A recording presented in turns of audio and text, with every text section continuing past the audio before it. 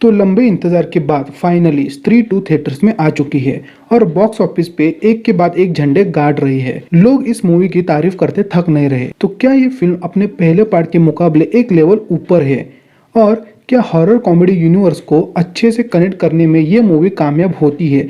इन्हीं सवालों के ऊपर आज के इस वीडियो में हम बात करेंगे। तो हेलो फिल्मी लवर्स, तैयार हो जाओ स्त्री 2 के स्पॉइलर रिव्यू के लिए। अगर अब तक आपने ये मूवी नहीं देखी तो ये वीडियो में स्पॉइलर होंगे, ध्यान रखना। So let's start the video. क्या? 2 मिनट आंटी। स्त्री 2 की कहानी अपने पहले पार्ट से ही कंटिन्यू होती है। अगर आपको नहीं पता कि फर्स्ट पार्ट में क्या हुआ था तो मैं आपको एक छोटा सा ब्रीफ दे देता हूँ। पहले पार्ट में हमें देखने मिलता है कि चंदेरी गांव के सभी पुरुष डर डर के रहने लगते हैं, रात को घर से बाहर नहीं निकलते क्योंकि चंदेरी गांव में एक स्त्री का खौफ छाया हुआ है जो कि गांव के सभी पुरुषों को उठा के ले जाती है। और उस स्त्री से बचने के लिए गांव के हर घर के बाहर लिखा होता है कि वो स्त्री कल आना। अब उसी गांव में कुछ लड़के यानी विक्की, बिट्टू और जना जो कि अच्छे दोस्त थे और उसी गांव में रहने वाले रुद्रा भैया जो कि गांव में अपना पुस्तकालय चलाते हैं, जिनके पास चंदेरी पुराण नाम की एक किताब होती है जिसकी मदद से वो पता लगाती है कि स्त्री को कैसे खत्म करना है। और इनकी मदद करती है श्रद्धा कपूर जो कि कौन है, कहां से आई है, किसी को नहीं पता। ये सब लोग मिलके स्त्री की चोटी काट देते हैं जिसमें स्त्री की शक्तियां होती है और चंदेरी गांव स्त्री के आतंक से मुक्त हो जाता है। और अब इसके बाद सेकंड पार्ट में कहानी वहीं से कंटिन्यू होती है। चंदेरी गांव में अब स्त्री की सब पूजा करते हैं। गांव में उसका बड़ा सा पुतला बनाया हुआ है। गांव में उसके नाम के त्योहार मनाए जाते हैं और जहां पहले घरों के बाहर लिखा था कि वो स्त्री कल आना, वहां अब लिखा जाता है वो स्त्री रक्षा करना। गांव में सब तरफ खुशियों का माहौल है। तभी रुद्रा भैया के पास एक पोस्टमैन चिट्ठी लेके आता है जिसमें चंदेरी पुराण के फटे हुए पन्ने होते हैं जिसपे लिखा होता है कि वो आने वाला है। जिसके बाद गांव से एक एक करके लड़कियां गायब होने लगती है और जो लड़कियां गायब हो रही है वो मॉडर्न विचारों वाली है।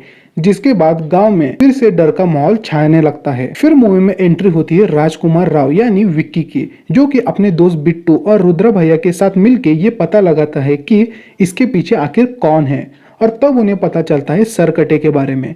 अब ये सरकटा वही है जिसने स्त्री को मारा था और अब जब स्त्री गांव छोड़ के जा चुकी है तो ये सरकटा वापस आ चुका है और इस सरकटे को रोकना है तो स्त्री को वापस लाना होगा। और स्त्री का पता सिर्फ जना ही लगा सकता है क्योंकि उसके अंदर स्त्री का अंश रह गया था। और वही हमें देखने मिलता है भेड़िया का पोस्ट क्रेडिट सीन जहाँ विक्की और बिट्टू जना को लेने जाते हैं और वही दूसरे कमरे में भास्कर जो कि भेड़िया बन चुका है वो हमें वहाँ दिखाई देता है। उसी दौरान श्रद्धा कपूर चंदेरी गांव में वापस लौट के आती है जिसके पास अब शक्तियां है क्योंकि जो स्त्री की चोटी फर्स्ट पार्ट में काट दी गई थी वो श्रद्धा कपूर अपने साथ लेके चली जाती है जो कि हमने पहले पार्ट में भी देखा हुआ था।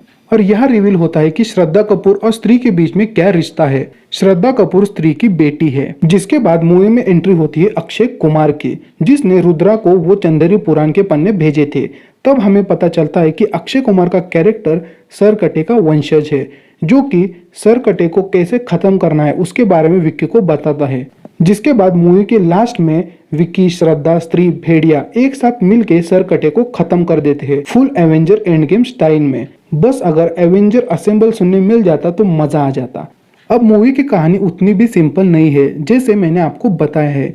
यह मूवी पार्ट 1 के मुकाबले तुमको ज्यादा डराएगी और उससे भी ज्यादा तुम्हें हंसाएगी, चाहे वो मूवी के वन लाइनर्स हो या फिर उन कैरेक्टर्स की सिचुएशन। मूवी के कैरेक्टर जिस तरीके की सिचुएशन क्रिएट करते हैं जिसे देखकर आप अपनी हंसी रोक नहीं पाओगे। किसी भी मूवी का फर्स्ट पार्ट अगर हिट हो जाता है तो उसके सेकंड पार्ट के लिए ऑडियंस की एक्सपेक्टेशन बढ़ जाती है।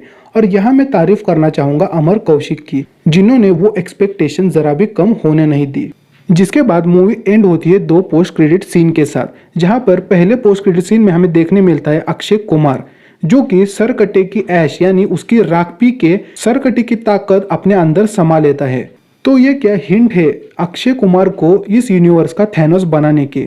और दूसरा पोस्ट क्रेडिट सीन था मुंजा मूवी का जहां पर जना भास्कर को मुन्ने कंपनी की चड्डी देता है जो कि एक हिंट था मुंजा मूवी से रिलेटेड। और वही हमें अगले मूवी की एक हिंट मिलती है जहां भास्कर जना को बताता है कि हम दिल्ली नहीं जाएंगे क्योंकि वहां पर इंसान का खून चूसने वाला किसी का आतंक छाया हुआ है जो कि एक हिंट था अगले मूवी का।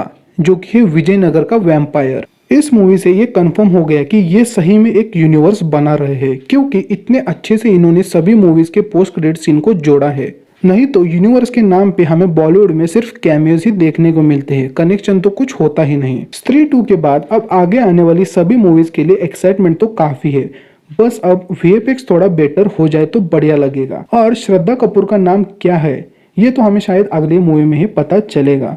बाकी आज के लिए बस इतना ही। आपने अगर स्त्री 2 देख लिए तो अपना ओपिनियन मुझे नीचे कमेंट करके जरूर बताना, और इस हॉरर कॉमेडी यूनिवर्स से जुड़ी आपकी अगर कोई थ्योरी है तो वो भी मुझे नीचे कमेंट करके जरूर बताना, उसके ऊपर भी हम डिस्कशन जरूर करेंगे। और वीडियो अगर पसंद आए तो वीडियो को लाइक और शेयर जरूर करना, और चैनल पे नए हो तो प्लीज यार चैनल को सब्सक्राइब करके जाना। मैं मिलता हूँ आपको अगले वीडियो में।